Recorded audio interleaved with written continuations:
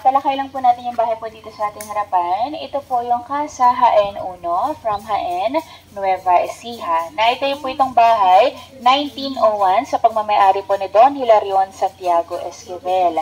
At yung bahay po na ito, tinagurian po siyang White House ng Jaen kasi po yung kanilang kauna-unahang mayor dyan po nanirahan.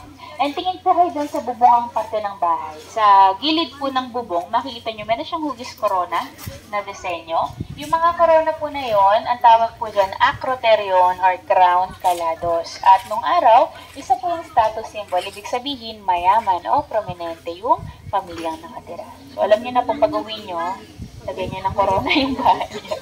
Okay, so sa ngayon po, Casa Jaen 1, isa po yan sa mga function halls namin na pwede nyo pong rentahan. And then sa gilid po, meron tayong La Parilla, yun po yung aming minibar. Yung minibar po namin nag-offer po sila ng cocktails, fruit shakes. Pwede po kayong tumambay dyan after the tour. Meron po tayong upuan. And then sa tapat po niya, dyan nyo po makikita yung aming swimming pool. Ang tawag po namin sa pool, batis, to make it more Pinoy, kaya po mayroong mga bato-bato to make it look like a batis. Ako namulatan ko sa lula ko, ganyan. Ganyan na pinta na. Namulatan ko sa lula ko. Ito, La Union. Dito na po tayo. Sige po, dito na po tayo. Okay. So, bago po tayo pumasok sa ating last house, meron po tayong mga bahay dito sa inyong likuran. Ito po yung Casa Cagayan 1, 2, 3, at 4. Apat na magkakaparehong bahay from Cagayan Valley. At ganyan po yung typical na bahay noon sa Cagayan. Kung mapapansin niyo po, elevated yung bahay. Nakataas po siya. Yung bottom part, yung baba po niyan, ang tawag po dyan noon ay silong. Yan, silong. At sa original na istruktura po ng bahay na yan, sa sahig, meron siyang spaces or siwang. Ngayon si silong sa email na. Awang, yes. Kung halimbawa silong sa email na ngayon, no? May-ari, meron po siyang tirang pagkain. Yung mga tira niya po, ihulog niya po doon sa awang or yes, yung mumo, yung doon po sa awang or siwang ng bahay, ihuhulog po doon. At yun na po yung magsisilbing pagkain sa kanyang mga alagang hayop dito sa silong, katulad ng manok, pato, bibe. Sa ngayon po, yung Casa Cagayan, inaayos pa rin po kasi po gagawin po siyang rental house.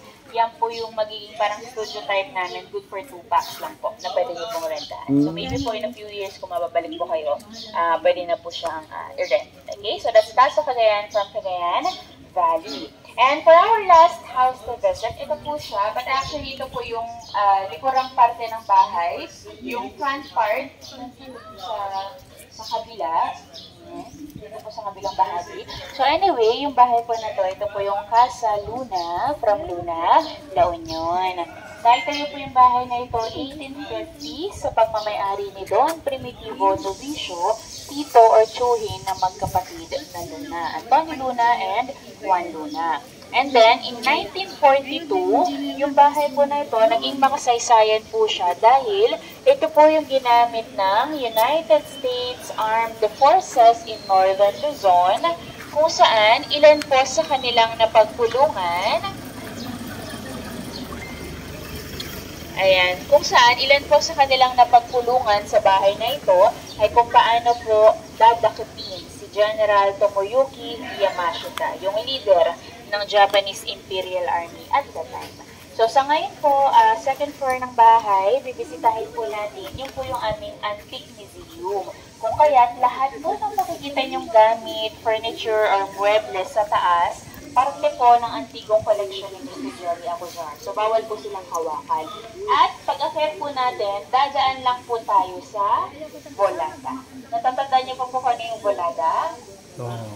Yun po yung daanan ng mga aliping sa gigilid. Yung po yung makipot na daan, Bolada po ang tawag. So doon lang po tayo sa Bolada dadaan. But don't worry, it doesn't mean naman po na dito tayo. So para lang po may experience niyo. So for the last time, akyat po tayo sa taas and then tanggal po tayo ng footwear. So this way na po tayo. Tara! Sa Bolada. Doon tayo dadaan sa Bolada, mga alipin! Alipin sa gigilid. Alipin ng pera! Alipin sa gigilid.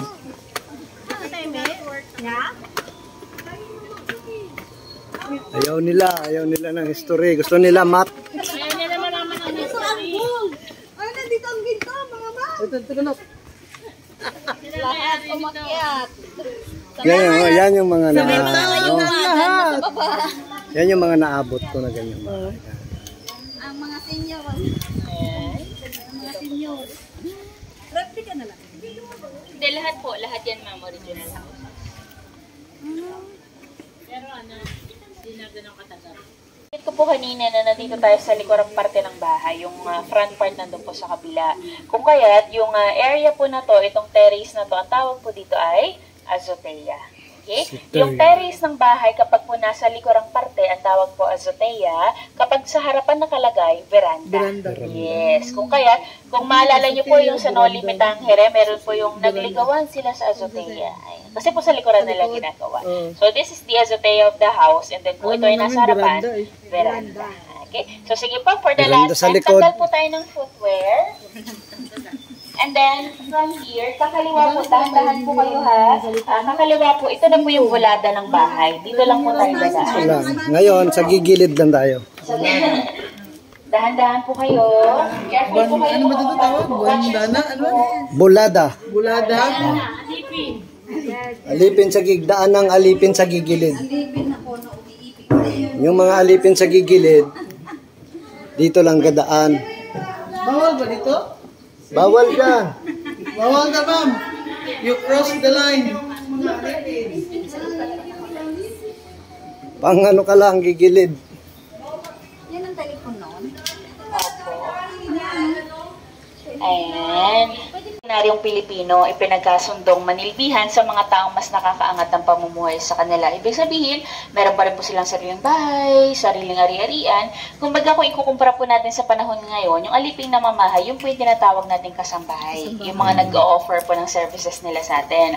However, pag aliping sa gigilid, ito po kasi mga tao na nadakip lang sa gera, nahuli sa gera. Kung kaya't wala silang choice kasi wala silang ari-arian, wala silang anything.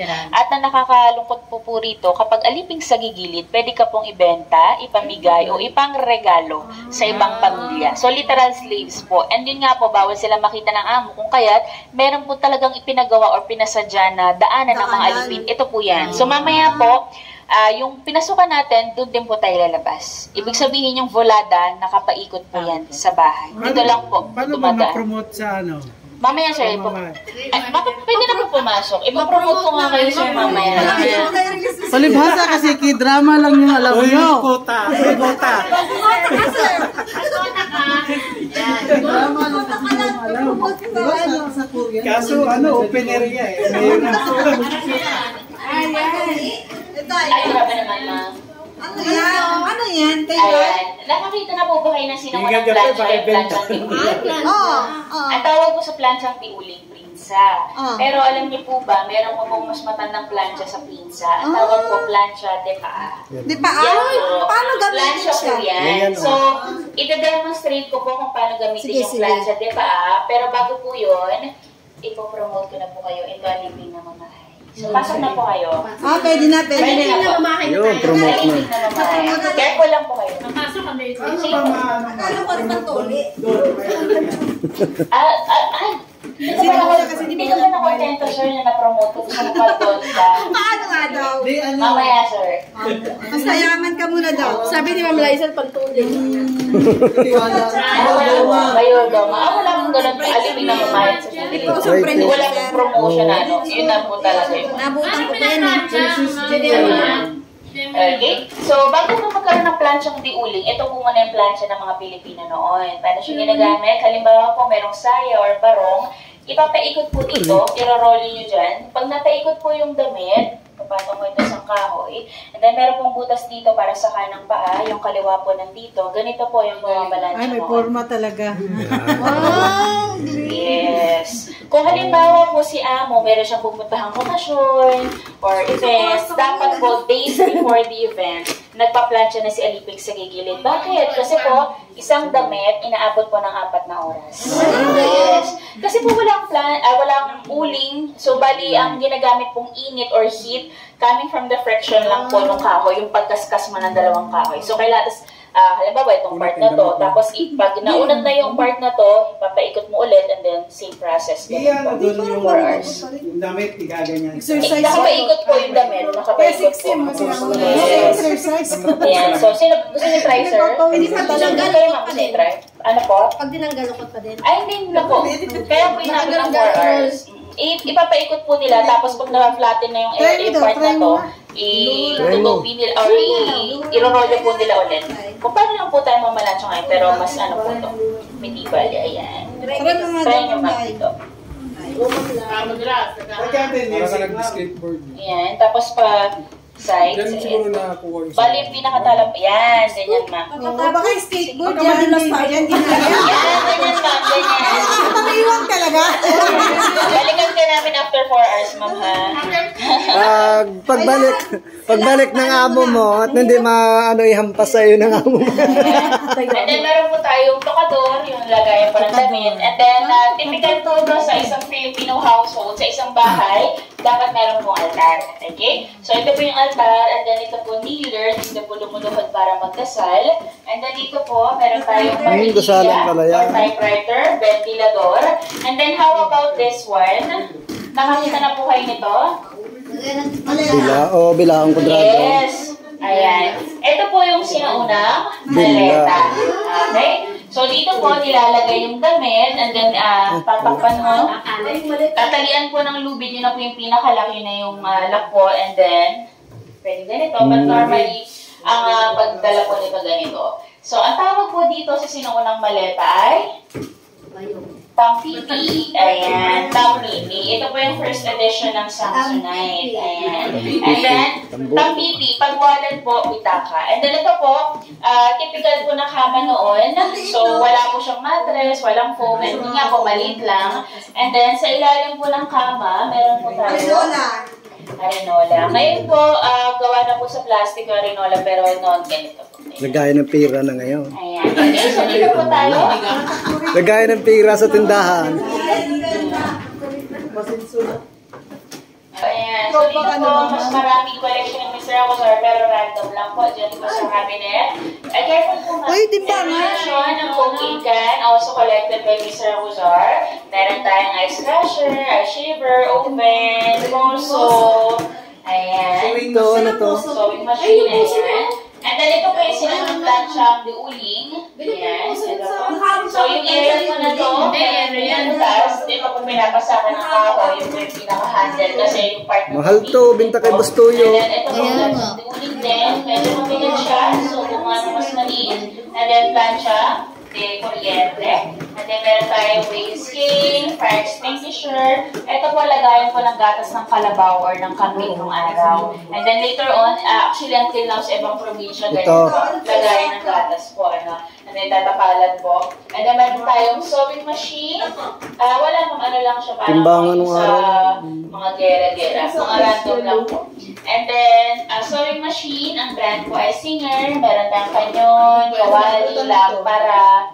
So everything po, ayan, burner, ayan, ladle. So, puro random collection po. Okay? At tingin po tayo sa view po dito. Uy, bawal ka dyan. Gigilid lang tayo. Ayan. Ayan. So, dito po tayo sa grid. Although, yung area po na to, hindi po siya original na CR ng bahay. But just to show you po kung ano itsura ng Casillas nung araw. Ganyan po siya. Okay?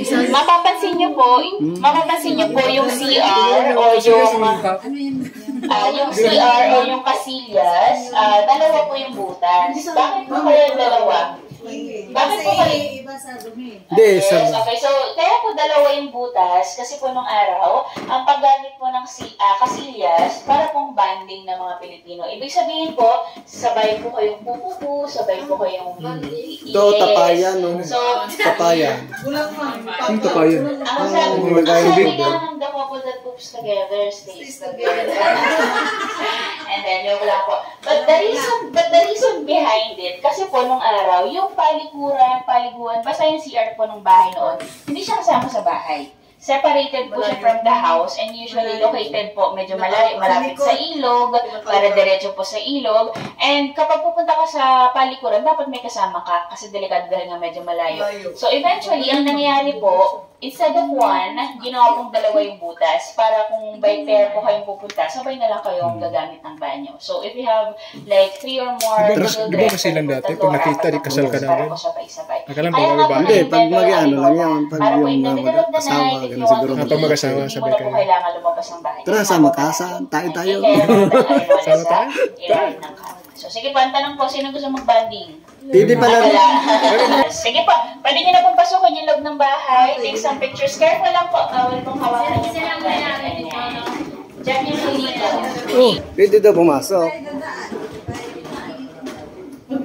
Oh, grabe plancha. Oh. Ayan, dito po, may platera pa po tayo. Yan po yung sa gilid ng platera, coffee grinder. Ayan, yung take pictures po. Ayan po, sinuunang coffee grinder. Ayan, antigong salamin. Yung ngayon, coffee maker na, no? Yes, opo. Pero ganyan nung araw, sir. Ito, coffee Pero grinder. kamukha pa rin po, no? Kamukha pa rin. Ito, ano to? Sabi Radyo po, ano, sir? Ah, radyo. Po, no? Yung original na struktura po ng bahay, sa baba po niyan, dyan po yung kwarto ng mga alipin. Kaya kung mapapansin niyo sa medyo matarik yung hagdanan, kasi nga po nung araw maliliit lang tayo, maliliit po yung paitang. Sa ngayon po, hindi na po namin siya binababa kasi po, delikado po, baka malaglag po kayo. Matarik po yan. Tarik, no? Maliit